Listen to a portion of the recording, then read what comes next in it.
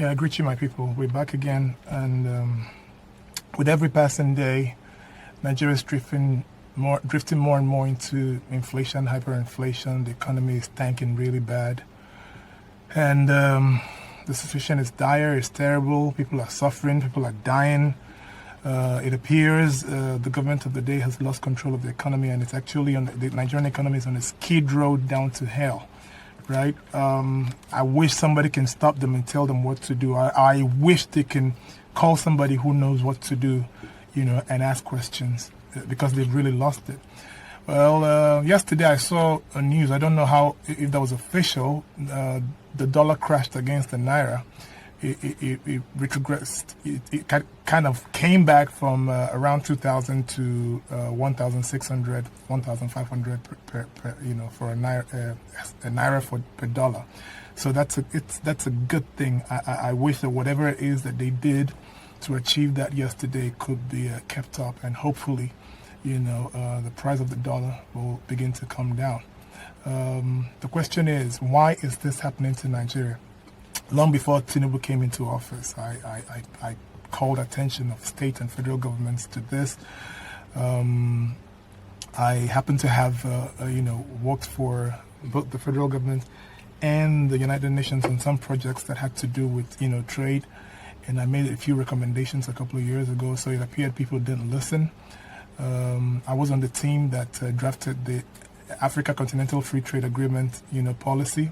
I was part of the team that validated this a couple of years ago. So when we were gathered in Lagos doing this job, we made a few recommendations, but it appears the recommendations weren't taken seriously. And today we're here.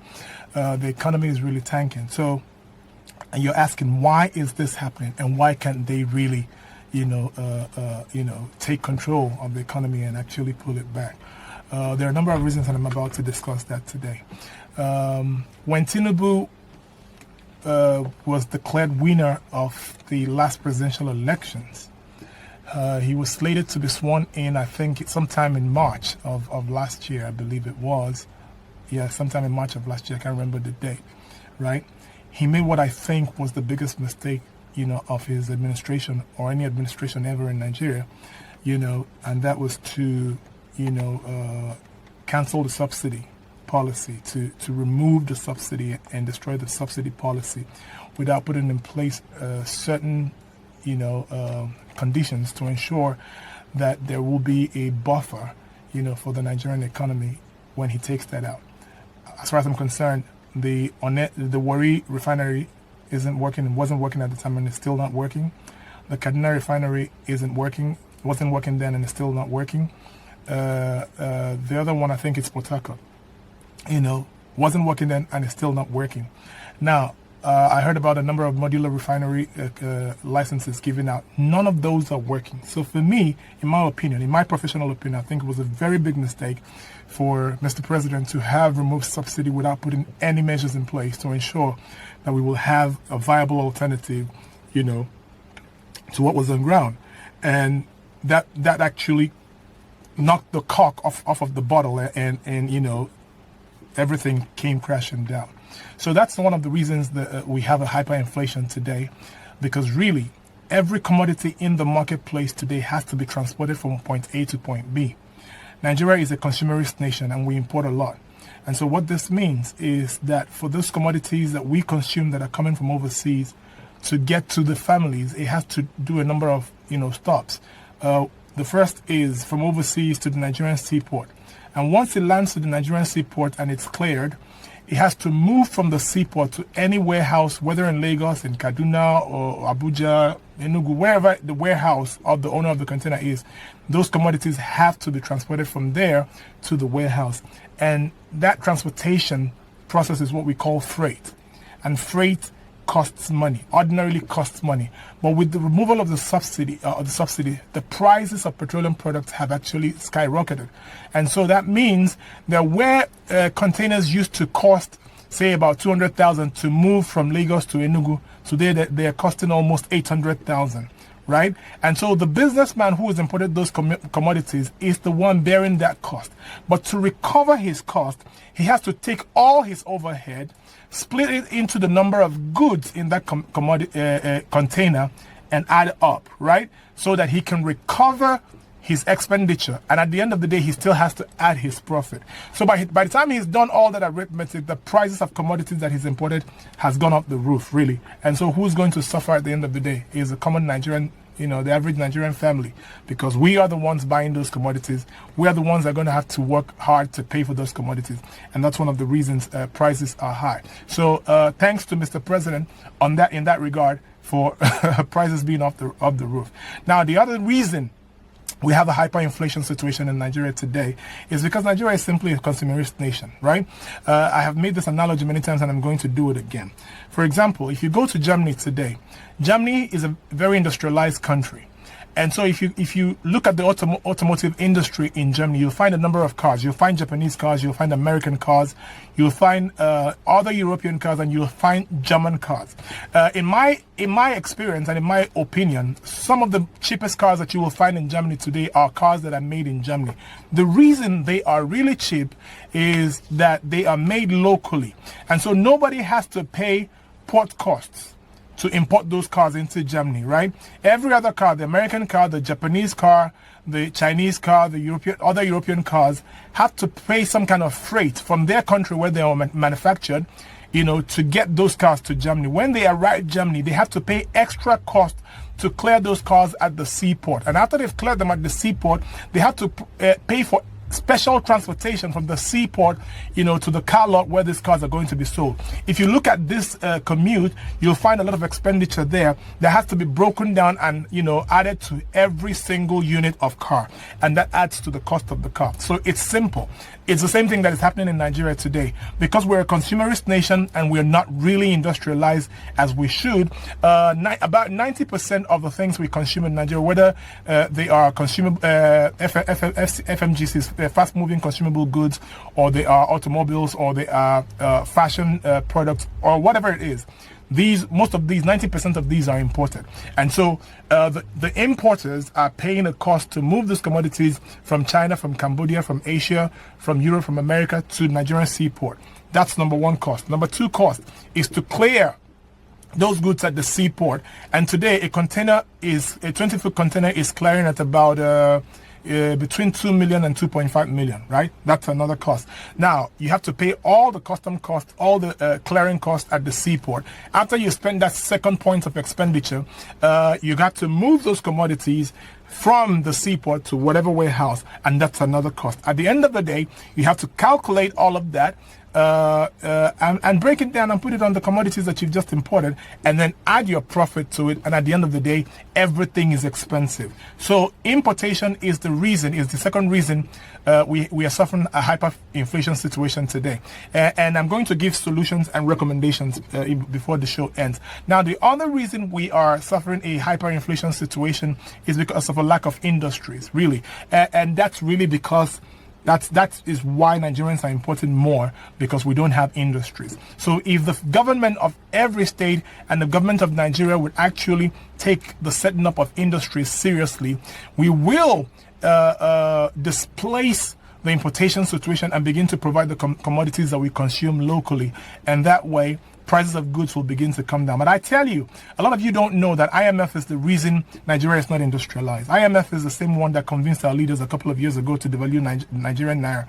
And so they did this every week for almost 30 years. They constantly devalued Nigerian naira. I remember when the naira was changing at 700 naira to 500 naira to $700 US dollars. At that time, this wasn't a very long time ago, about 40 years ago. At that time, the Nigerian naira was stronger than the dollar, was actually competing with the pounds. Nigeria had a healthy economy, but IMF convinced our corrupt leaders to devalue the naira in the bid to get some loan from IMF. And the same IMF is telling our leaders today to remove subsidy. And the reason Tinubu removed subsidy is because IMF convinced him to do that.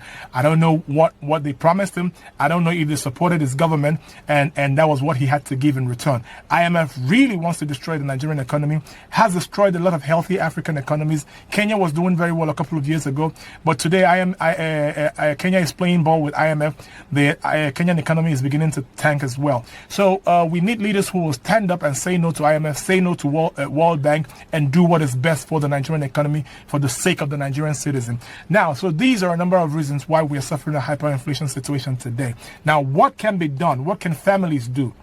On the path of families, there are a number of things that you can do, and I've been telling you this already since we started the show last year, that you have to take agriculture seriously. Agriculture is a buffer for inflation. You must go into famine. Every family must go into famine. Now, we've been talking about the Yam Millionaire program. Even if you don't sign up with our Yam Millionaire program, start farming yam at your backyard. Go get a plot of land somewhere and start farming yam. If every family in Enugu State, if every family in the southeast will set up a yam where you farm cassava, you farm maize, you farm a whole lot of cocoyam and a whole lot of other stuff. It's actually going to help to make sure that we have a good amount of consumable goods, food in the southeast, and actually that will help, crash the food prices, and hyperinflation will begin to go away in the southeast. So it's doable. You as a family, there's something you can do. Farm right now, farm commodities that you can exchange for cash. So what you're going to do is consume some and exchange the rest for cash. Now, take export seriously. There are two kinds of export that you can do today. One is service export. You have to take your soft skills, whether it's accountant, you're an accountant, you're an auditor, you're a journalist, you're a graphic designer, you're an editor, whatever, video editor, whatever skill that you have, you can sell those globally, by signing up on a number of freelance websites and begin to offer your services, globally. That way you earn a currency that is stronger than the Nigerian naira. What that does for you is that if you're able to make $1,000 a month, that is just about 2 million naira. And so no matter how expensive things get in Nigeria, there is no job at the state level that will pay you 2 million naira. There's no job, actually. There are hardly any jobs in Nigeria that will pay anybody 2 million naira a month. So if you strive to acquire a skill, or maybe you already have the skill and you begin to sell the skills globally, and you make just a meager 1,000 a month, you'll be living very well. So if we can scale the number of people who can export their services globally and make $1,000 a month, trust me, the Nigerian economy will begin to recover quick. And that's something we have to do. But my problem is that we talk about these things, people listening think it's a joke. People think it's not serious, that we can't possibly be serious about, earning dollars while living in Nigeria. I want to let you know that there are a lot of young people doing this. I don't know about the Southeast, but I know there are a lot of young people in Lagos doing this, earning between $10,000 to $350,000 monthly, just using their digital skills. And I implore you to do the same. That's the number one kind of export that you can do, service export. The other one is commodity export. You can take any commodity in Nigeria, and Nigeria is blessed with over 1,000 exportables. You just have to find a way, to identify the communities that have these commodities and find the buyers globally. There is a book called The Exporter's Map, actually. If you want to get this book, call me at the end of the show and I'll hook you up. It's a area and has at least every commodity that Nigeria is able to export, that Nigeria has for export, by communities where you can find them all over Nigeria. Right? So on one side, like I said, it's a map of Nigeria, but these commodities are listed by community where you can find them. Now, amazing part is that on the reverse side of this map is a list of all the countries that buy these commodities globally. So if you have a book like this, and then there's another one called Nigerian Exportables, it contains over 1,000 exportables. If you have these two books, trust me, you have done 50%, more than 50% of your export due diligence, really. And so strive to export this year. Strive to acquire export skills and begin to export. That way you earn hard currencies and you can live above the Nigerian economy. That's what families and individuals can do. On the state level, I want to quickly say that every state, especially in the Southeast, has to take industrialization seriously. And I'm talking to the government of Peter Mba right now, Dr. Peter Mba right now, to take industrialization seriously, because that's the only way that we can scale jobs, by industrializing, taking our raw materials and processing them into finished products. And how you can do that is to take your allocations from the FAC monthly. Every month you get allocation from the FAC. Strive to set up at least two major industries, two major food processing industries in the state. If you can do this in 12 months, you would have had at least 24 industries set up in the state that will employ our people, that will create grow government, state government IGR. And actually what we will do is to get a number of people who will work in these industries, but we will need a good number of foot soldiers who will be trained in export, who will take from these companies and export their excesses. After we've sold, after we serve the local markets, we will take the excesses and export them so that we can actually activate a cash flow within an inflow of forex to the state. So this is what the state government has to do. Now, on the other hand, the federal government has to do exactly the same. Scale industries. When we scale industries, we can create jobs and we can grow IGR and GDP. But the question is, if companies are leaving, what's the guarantee that we can find foreign investors who may want to come in? The countries that are the companies that are leaving mostly are companies that are directly connected to serving the masses. What we need instead are companies who will come and take our raw materials and manufacture goods that are actually not destined for the local consumer, because the local Nigerian consumer is the most unfortunate buyer that any company can have right now. They are not earning enough and they are not spending. As long as they're not spending, companies wouldn't do well. So we need companies who will come and take our raw materials and process them for export. This is the model that works. This is the model that will work. Invite companies, both indigenous investors and foreign investors, who can bring in funds, take our raw materials, whether in the solid mineral sector, whether in agriculture, and manufacture goods that are destined for export. So that way, they are serving an external market that has money to pay for our commodities, and that way we will grow the cash flow that we need, that will crash prices in Nigeria and actually begin to fix the Nigerian economy. So these are my recommendations for both the family, the state, and the federal government. If we can begin to implement this, hopefully in the next 12 months, we'll see Nigeria begin to bounce back.